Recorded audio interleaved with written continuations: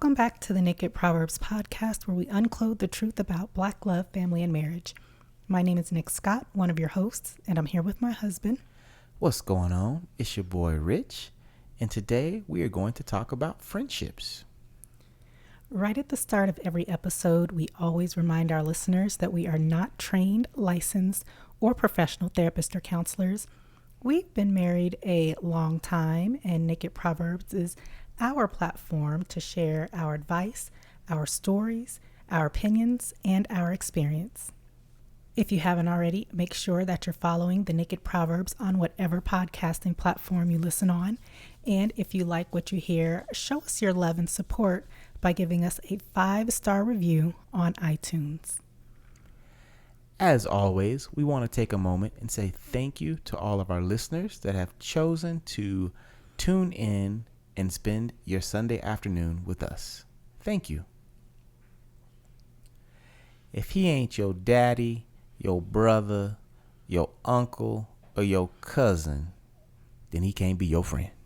Are you talking to me, or are you just setting the tone and the stage for the podcast? Girl, I'm talking to you. No, I don't understand what makes you think you would have that type of authority to tell me who I can and cannot be friends with. The Bible say. The Bible says what? Something about listen to your husband.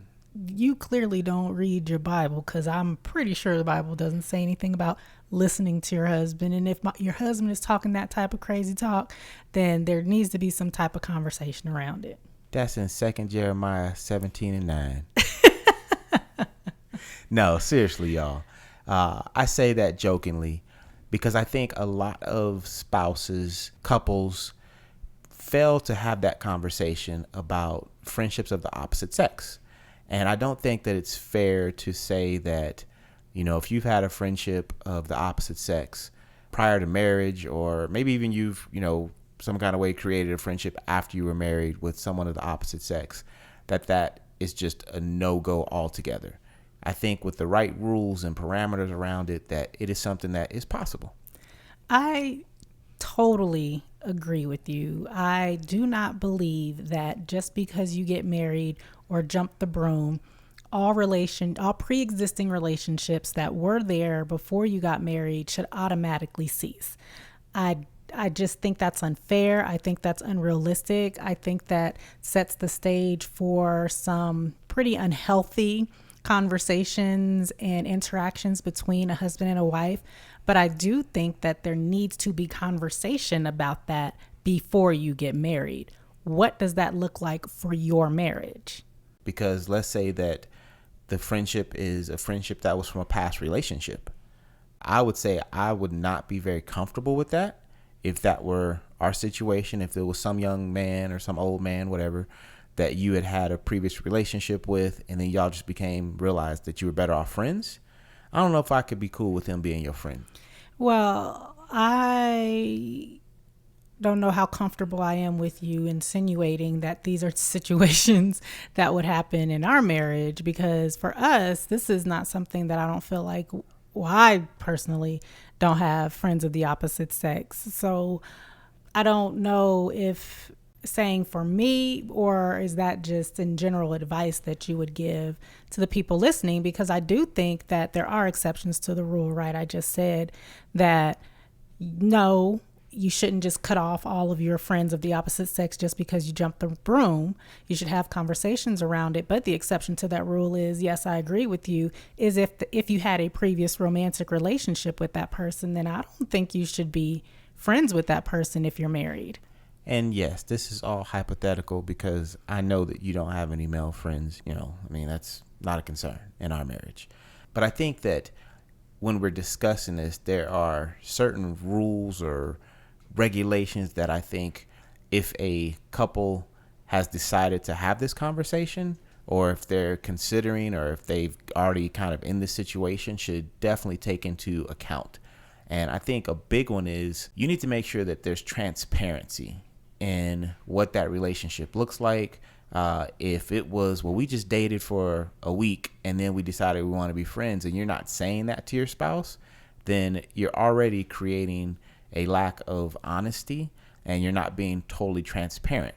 So to me, I feel like it's important that you are transparent just across the board if you are choosing to have friendships of the opposite sex? Along those same lines, I feel like if you do have friends of the opposite sex, your spouse needs to know about them.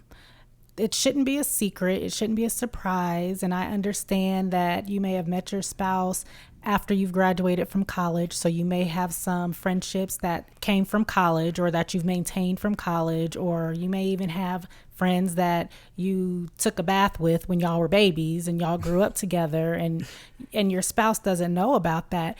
My question to you would be, why would you be uncomfortable to, if you're just friends, why is it so uncomfortable, or why wouldn't you let your spouse know about it? Because if it's something that you know your spouse is not going to be comfortable with, then you probably shouldn't be maintaining those relationships.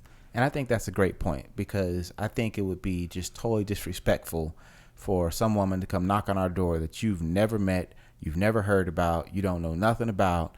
And she's like, well, I'm Rich's friend from back in the 3rd grade or whatever. And I think that that would be just disrespectful to my spouse. And that is my priority relationship. Once I choose to get married, there is no friendship that's more important than the friendship that I have with my wife. There is no relationship that is more important than the relationship that I have with my spouse. And that's the way it should be for you too. If you committed to get married, you spent the money, you took the time, you got all these people together, if you had a traditional wedding, to witness the ceremony and the union of you two becoming one, at some point, your marriage has to take precedence if you want it to work. Now, if you don't want your marriage to work, then I don't really have, you're probably not even listening. Good point. And I mean, and I just, even going back to what you just said, like, you've had this wedding, you've had, this formal event. If someone's really your friend and they're not there and you had invites, then I go back to what you said in the beginning. Are you hiding them? I mean, come on. How do you say you're my friend and you wasn't at my wedding? I think another piece is boundaries. You have to have some very clear boundaries, because my opinion is that a man and a woman have natural urges and feelings that can happen. So if you don't have some very clear boundaries, even with someone that is a quote unquote friend, boundaries can be crossed. So you have to make sure that it's very clear, if you're going to have friends of the opposite sex, what those boundaries look like. I believe that men and women who are not married can have a strictly platonic relationship. I do believe that. I believe that men and women can have a working relationship in a work environment, and they can have a non-sexual, non-romantic relationship with each other. And there can be zero attraction toward, like, I believe that that's possible. I don't believe that every time a man and a woman are friends, it automatically means that one or the other is interested in pursuing something more. But I go back to, have you had a conversation about what your marriage will look like with friends of the opposite sex? And if you haven't, and that's something that is transpiring because maybe in the past it wasn't even a consideration. And I said a few minutes ago, well, I don't even have any male friends, so I don't even know why you're talking to me. But let's say 5 years from now, there is a male, somebody who wants to be my friend. We need to have that conversation. We need exactly what we're telling you. I need to be transparent. I need to be honest. It would be very hurtful and, well, what's the opposite of love, right? I'll let y'all answer that, because that would be the feeling and the way that I would be treating my spouse if I continued a relationship with a man that he didn't know about. When you have real friendships, like when I think of my boys, I got 3 guys that are like brothers to me. We talk about everything. We talk about the good, the bad, the ugly. We cry on each other's shoulders. We comfort each other. We're there for each other in every way possible emotionally that, I can think of. And so if I were to have a female friend and I was doing those same types of things, I feel like there would be some boundaries that were crossed, because if I need female companionship in that way, then I need to be going to my wife. I shouldn't be telling some woman, whether she's my bestest buddy since 3rd grade or not, about my marital issues or about concerns in the bedroom or something like that, of that sort, because I feel like those are boundaries that are being crossed that can lead to infidelity. They can lead to trust being broken, and they can lead to damages and chinks in your armor of your marriage. But if it's your friend, friendships are built on intimate conversations. Right. And just because you have an intimate relationship with someone of the opposite sex doesn't mean you have a romantic relationship with someone. Like, how can a friendship grow if there's no intimacy? Because I think what you're talking about is intimacy, Right. like connecting. Like, how can you have a friendship with someone that you're not connecting with? And I think that's where it gets dangerous. Right. And that's why I'm not saying that you can't have an intimate relationship with someone of the opposite sex, but that if there are boundaries that are crossed, then it can become an issue. So you have to have very good boundaries that are set from the get-go once you are married, because maybe before it was, hey, I'm gonna sleep over and lay in the bed with you and you're gonna comfort me, and that was okay because you weren't married. But I'll be damned if I find out that my wife's been laying in the bed with, I don't care if you're fully clothed or not. That is a boundary that should not be crossed, because if you need somebody to hold you, if you need that type of friendship, then it should be coming from your spouse, I think. Well, I guess the simple solution would be neither one of you have friends of the opposite sex, period. I mean, it's because it can get so murky and so gray to me. Like you're saying, there needs to be boundaries. But in my mind, I'm like, if this is my friend, you describe the relationship that you have with your male friends, people can have those same types of relationships with friends of the opposite sex. So where are the boundaries? It's like, okay, I don't talk to you about this, but I can talk to you about that. But then are we really true? Are you my BFF if I have to withhold this part of my whole life from you? I look at it like anybody can become vulnerable. Anybody can have a moment of weakness, and maybe both of you are going through relationship issues, and you both are so used to, when you were both single, being there for each other, and not in any type of romantic or sexual way, but just being there emotionally for each other. And so when you decide to still do that and you're both in a vulnerable place, you can't tell me where that's going to end up, because you do not know. That's right. And I think that that's what I'm saying, is that there may be some things that were okay before you were married in your friendship that are no longer okay because now you've decided to be married. And there are some things that are just off limits because it can open you up to, because I'll tell anybody, I feel like, we were friends before we were anything else. So it's possible that that friendship could become something more than what it should be. And it might just be a, oops, we shouldn't have done that. But still, that is going to damage your marriage. Because now you got to keep a secret. Now you got to lie. Now you got to hide. And I just want to be clear that I don't disagree with you. I'm just playing out these different scenarios. And another scenario that I want to play out in conversation right now is we're talking about friends of the opposite sex. So Right. We're talking about heteronormative relationships.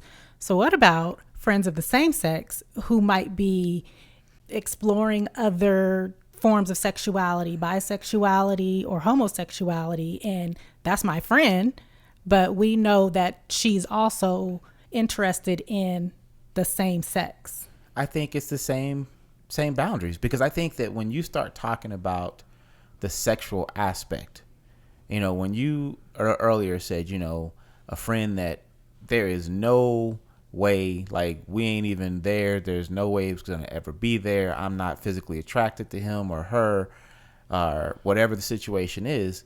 I'm not saying that there's not risk, because there's always risk, but the risk is very reduced compared to a situation where you're like, well, he is attractive, or she is, I do find her attractive. I feel like that just adds a extra piece to the puzzle that makes it harder to have that relationship, because like I said, anybody can have a moment of weakness, and that doesn't have to be, because I think it's easy to say, well, we're talking about friends, right? Well, if you can have a moment of weakness, you might have a moment of weakness at work. You could have a moment of weakness driving through the McDonald's drive-through. I don't know. The drive-through. If you weak in the drive, wait, what's going on in the drive-through? I'm just saying. I mean, if your relationship is not as strong and built on, the strongest foundation, that anything can happen, right? But to me, it's like when you choose to have a friendship with the opposite sex, you are choosing to go to the edge of the cliff and not quite jump, possibly. And it makes it just a little bit more dangerous. All it takes is a good stiff wind, and now you're pushed over the cliff, right? All it takes is you stumbling, oops, and now you're over the cliff. Whereas if you were 5 steps back, maybe that wouldn't have happened. And that's all I'm saying. So again, I'm not against it, but I do think that there are a lot of things that need to be discussed, because I know even for us, if you don't like someone, you're like, you know what? I'm not feeling her. I can tell in my spirit that she's, after you or thinking about it or so, something. I'm not going to continue that friendship because, again, you are my priority in this relationship. So again, the best way to avoid all of this is just to not have friends of the opposite sex. And I do think it gets a little more complicated when we're talking about same-sex relationships, right? We're clearly, I'm not attracted to women, you're not attracted to men, but we can be friends with someone who is attracted to us.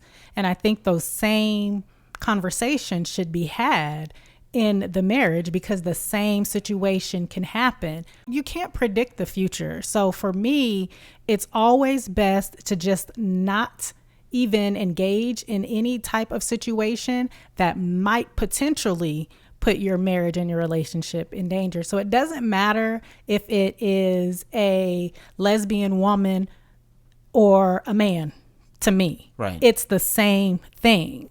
It is the same. The communication needs to be happening if I want to have a relationship with her or if I want to have a relationship with him. And there definitely needs to be some parameters, some discussion around what that would look like, because it is not my role as your wife to dictate who your friends are and who they aren't. However, it is, I would say, your responsibility as my husband, if there is someone that you're engaged in a friendship with that makes me uncomfortable. Mm-hmm. And I'm not going to say for whatever reason, because, anybody could come up with any old stupid ass thing to be like, you don't need to be friends with that person. But if it's, like, something ain't right with her or something ain't right with him, your responsibility as my husband is to respect me and our marriage and our love for each other enough, and vice versa. Like, it's just not you. It goes both ways, that stuff is going to be canceled. There are pitfalls in marriage. There are pitfalls in relationships. And to me, if you are not aware of those pitfalls, then you're going to find yourself falling in one of these traps unknowingly. And it may not even have been the plan in the get-go. Maybe it is that your wife is saying, hey, I don't really feel comfortable with that woman that you met at work and y'all have so much in common and y'all laughing and giggling on the phone or whatever.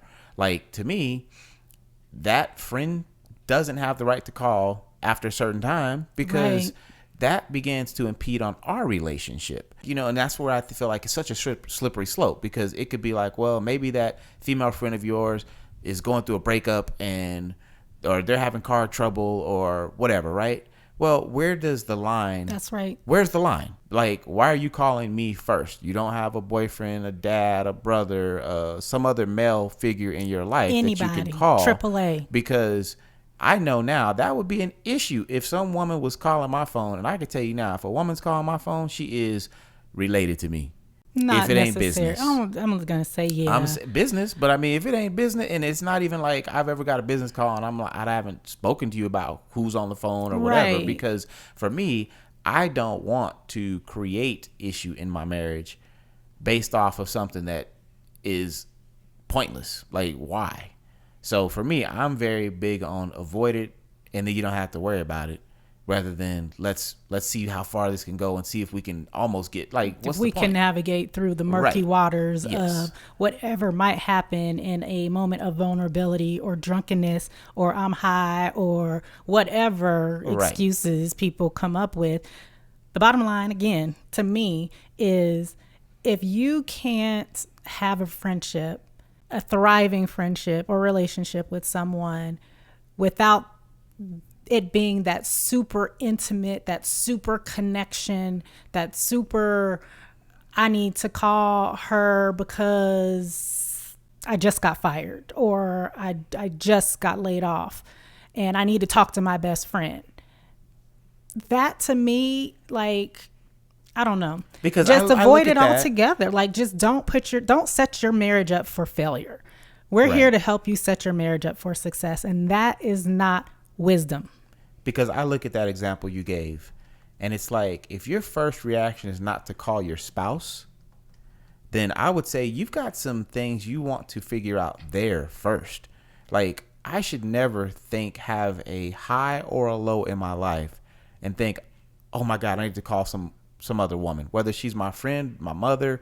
Like, I don't care who she is. If my first thought is not, oh my God, let me call my wife to celebrate or to comfort me or to hear what I have to say, then I feel like you've already got some concerns and you probably don't need to bring additional issues into your marriage, which could be that woman or that male that's of the opposite sex. Thanks so much for tuning in to this week's episode of the Naked Proverbs podcast. We truly want you to have a happy marriage.